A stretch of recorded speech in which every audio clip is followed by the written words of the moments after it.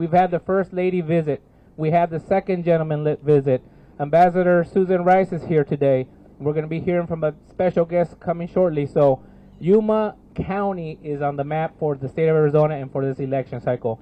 So let's keep up the great work, share the information, and let's turn our district blue and in our county. All right, thank you, everybody.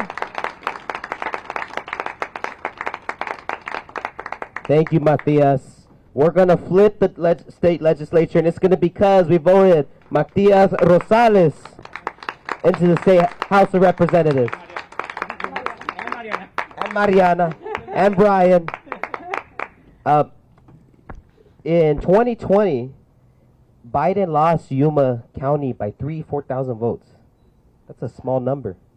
Yuma County. People like to say Yuma County is red. No, Yuma County is purple. And Yuma County is going to go blue. So a few more announcements before our special guests arrive. We've got lunch is on us. Lunch is on the campaign. We have a taco truck right outside in the back. So make sure on your way out, get some free tacos on the campaign. Also would like to thank our host, Cafecito. Isn't this place beautiful?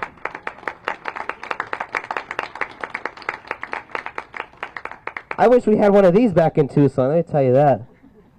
So friends, our guests will be arriving very shortly. They're running a little bit behind, so just hang tight. It'll be just a couple minutes, okay?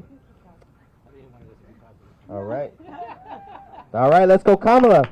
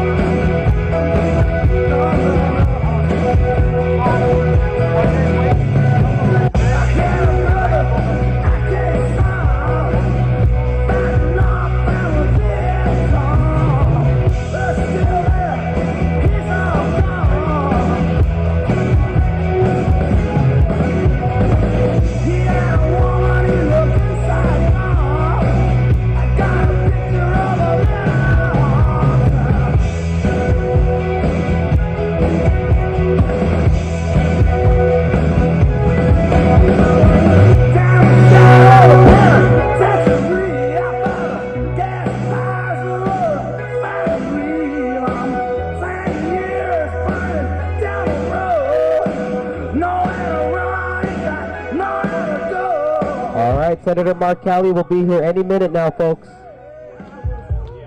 And Ambassador Susan Rice.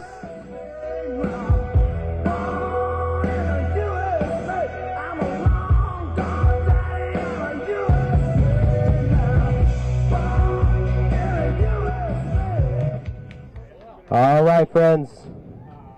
Yuma County, as I mentioned, will play a crucial path to the election of Tim Walz and Vice President Kamala Harris. We have some very special speakers amongst us. Please welcome Ambassador Susan Rice and Senator Mark Kelly.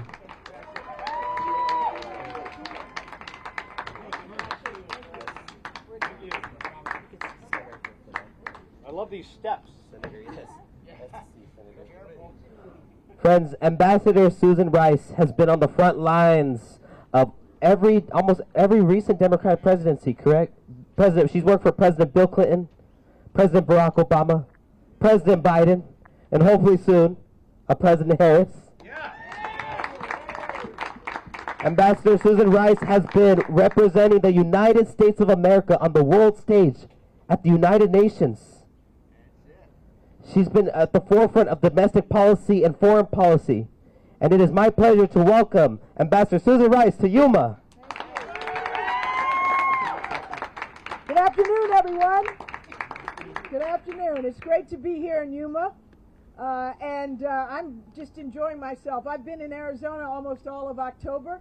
I'm staying here through the election. And I'm, like you, doing everything I possibly can to help Kamala Harris and Tim Walz win Arizona, because I know and you know that if she wins in Arizona, she wins the election. And nothing could be more important. You all know what the stakes are. The stakes are enormous. There is so much that is on the line in this election. Think about our economy. Donald Trump has pledged to give deeper and deeper tax breaks to the super rich and to the biggest corporations, and to do it on the backs of working Americans. His tariff proposal to put across the board up to 20% tariffs on everything coming into this country will cost the average American family $4,000 a month. A year. A month would be even a year, on top of all that everybody's already paying for groceries, for gas, for their housing. Kamala Harris has a different approach. Her approach is to do what we can do to help working and middle-class families have the opportunity not just to scrape and get by, but to get ahead and to build wealth and to pass it on to their children. So, yes. So her tax policy is about benefiting up to 100 million American families with a real middle-class tax cut. She is committed to helping families who are just starting out with their first child have a $6,000 tax credit, expanded child tax credit, so that in the first year of childhood, each kid gets, for their parents, $6,000, and then $3,600 a year per child going forward. So that if you're trying to buy diapers, or if you're trying to get a crib or get a car seat, you've got a foundation on which to build.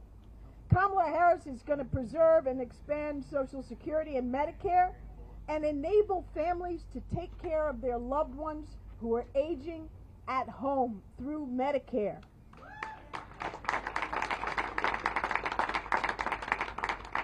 Kamala Harris and Tim Walz are going to help first-time home buyers in two ways. One, by expanding the availability of affordable housing stock with a pledge to try to build 3 million new units. And then to give first-time home buyers a $25,000 down payment assistance tax credit. If you're a young entrepreneur, or not even a young entrepreneur, just an entrepreneur who wants to start their own business, you know, it's really, really hard to do if you don't have the capital. Right now, the tax policy is you get a $5,000 tax credit to start a business. You can't do anything with $5,000. But what Kamala Harris and Tim Walz are saying is, let's increase that 10 times and give you a $50,000 initial tax credit when you start a business. That's enough to get things going. And so the difference here is, on the one hand, we have Kamala Harris and Tim Walz, who are about trying to help regular people have a real opportunity to build a life and build some wealth and pass it on to their children. And on the other hand, you have Donald Trump, whose interests have been and remain about a very exclusive, narrow segment of his rich boyfriends like Elon Musk, who will benefit from his policies. And then you think about how our freedoms are at stake. It's not just our reproductive freedoms, and those are hugely important. You know, Donald Trump's Project 2025 says that not only will he impose a national ban on abortion, he will criminalize doctors who prescribe medication for abortions and put it in the mail. He will make it much harder to access contraception and in vitro fertilization, and require states to report to the federal government on women's miscarriages and abortions. That's Orwellian, and it's terrifying. But our freedoms are on the line, our bodily freedoms, but our freedom to live free from fear of gun violence. Our freedom to vote and be confident that our votes will count, every single one of us. Our freedoms to live in an environment where we actually address and tackle the challenge of climate change rather than dismiss it as a hoax and give all kinds of incentives to the oil industry to do whatever they want. There is so much at stake in this election. But fundamentally also, the question of whether we will remain a country that is governed by the rule of law, with responsible leadership that respects and will protect and defend our Constitution, that is on the ballot. I never thought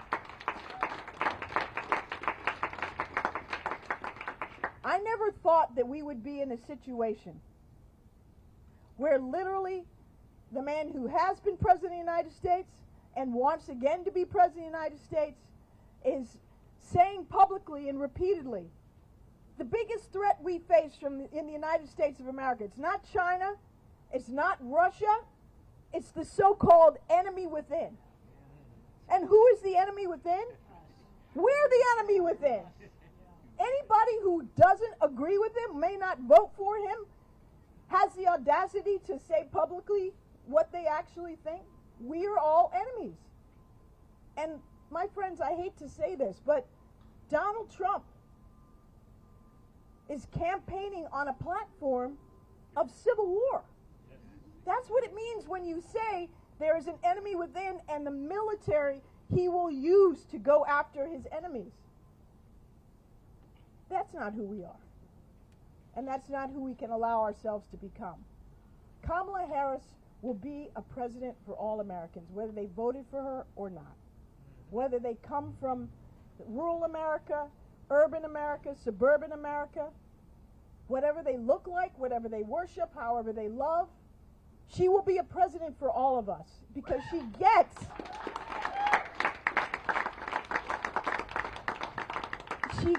that we can't be a strong and vital nation and the world's leading power and democracy and economy if we are divided against ourselves. We've got to come together. And so all of that is at stake. And your vote and your activism, your action will make the difference. We will win this election, and we will win it through Arizona, because Arizona will come out and do the work that needs to be done. So we need all of you, whether you have already voted or not. If you haven't voted, please do it right away. Do it right away, so that then we can all focus our effort and energies on those who are harder to get to the polls. So vote, volunteer, go knock on doors. That's what my husband and I were doing on Sunday in the Scottsdale area. There's no action that is too big or too small.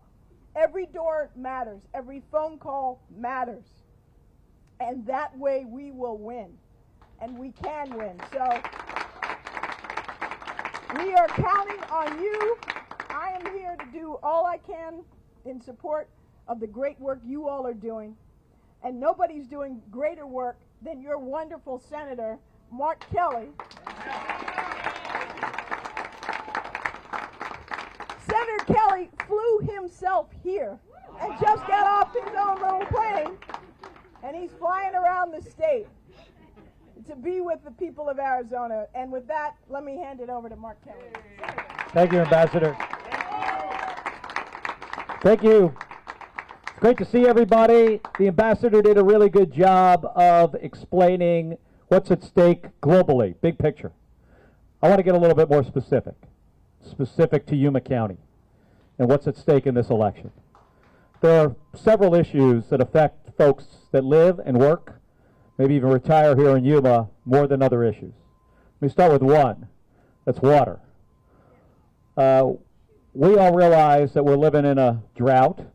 Arizona's a desert. We have a drought that is the worst drought that this part of the planet has seen in 1,000 years. It's gone on for 20 years. We've got some challenges with regards to water. Water policy, rather complicated. We have recently come to an agreement between the states of California, Arizona, and Nevada, the lower basin, on how we're going to divvy up the water. We're working on negotiating with the upper basin. If you saw Donald Trump about 6 weeks ago, he stood by his golf course in California, and he told the Californians that he was going to turn a big giant valve, and they were going to get all the water they wanted. Well, that tells me a couple different things. The first thing it tells me is that Donald Trump has no idea how the Colorado River works or how water policy in the West works. And that part is kind of scary, that this is the former president that obviously knows very little about this issue, as he does most other issues, knows very little about it.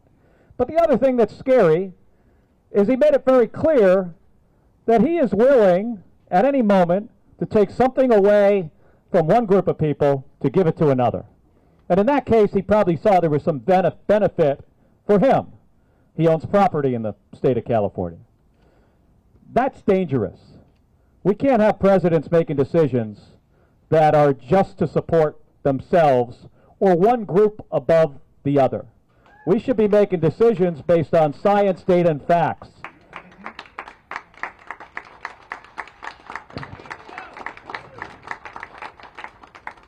The other issue that affects this county a lot is the border and immigration. And we recently had the opportunity to pass a strong bipartisan border security bill that was going to provide more pay for Border Patrol agents. There are a lot of Border Patrol agents that live in this community here. Their pay would have gone up already. We're going to hire more Border Patrol agents. We're going to build some infrastructure. We're going to buy more fentanyl detection machines. We're going to change some policy.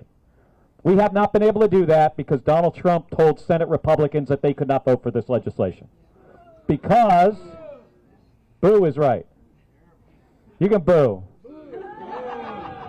President Obama says don't boo, vote. You can do both. But he killed the thing. And that affects people in Yuma County. Especially if you're a Border Patrol agent, you're about to make more money. But it also affects those individuals that are addicted to fentanyl, that are going to wind up with more fentanyl in our communities. People die. Donald Trump wanted this issue for the election because Donald Trump cares about one person. Who's that? That's all he cares about. Now, we also have a lot of retired folks here in Yuma. A lot of people retire down here. There are a lot of folks that come down in the winter in RVs, spend some time here. The ambassador mentioned Project 2025, and Donald Trump's plans in that project affect your health care. He's planning on getting rid of the Affordable Care Act. He tried to do it multiple times. It was only John McCain that saved it the last time.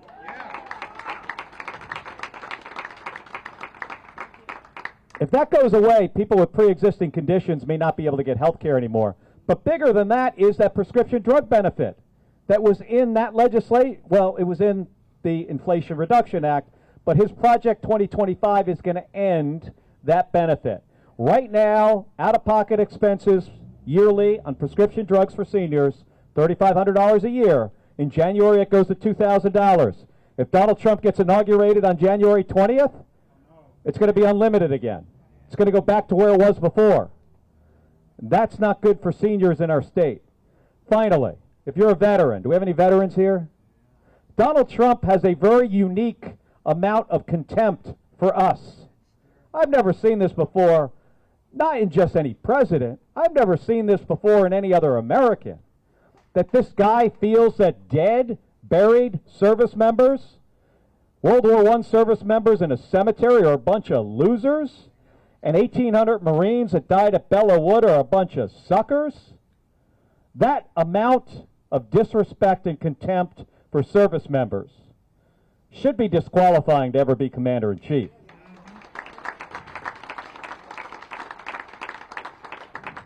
He doesn't get us. You know, Donald Trump puts everybody in one of two categories, in my opinion. This is my view. You're either the con man or you're the person getting conned, and there's no in between. Well, we're going to have an election, and we're going to make sure that Kamala Harris is the next president of the United States. But how do we do that? We got 2 weeks. We got 2 weeks to go. So, we got a lot of work to do. Now, when we get to this point in an election, this isn't rocket science here, folks. If it was, I could help. What this comes down to is which side works harder than the other. Who knocks on more doors, who makes more phone calls, who gets out the vote. It adds up to about 1%. 1% doesn't sound like a lot. But in Arizona, in a statewide election, like this year, this election is going to be won or lost by probably less than 1%. We're talking about hundreds, maybe thousands, maybe 10,000 votes. 2020, it was 10,000 votes. In 2022, Chris Mays, our Attorney General, won by 280 votes. This election could be that close. So what we have to do is knock on more doors, make more phone calls, find people that maybe they were planning on voting but are, they forgot, they don't know when election day is, they have a ballot, they haven't turned it in yet. We've got to find those people. So please find somebody here from right there in the yellow shirt where you can sign up to volunteer to knock on doors and make phone calls. If we already have 120,000 volunteers in the state of Arizona.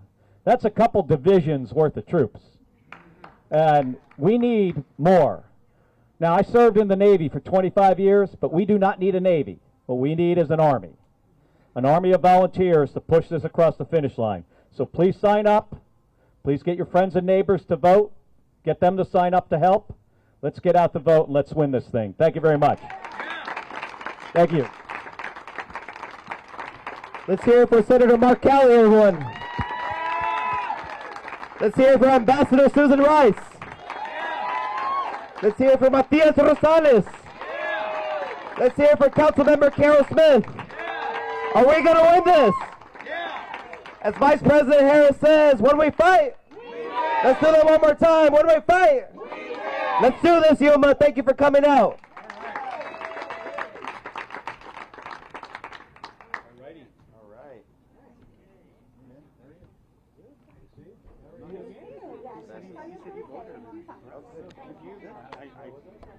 I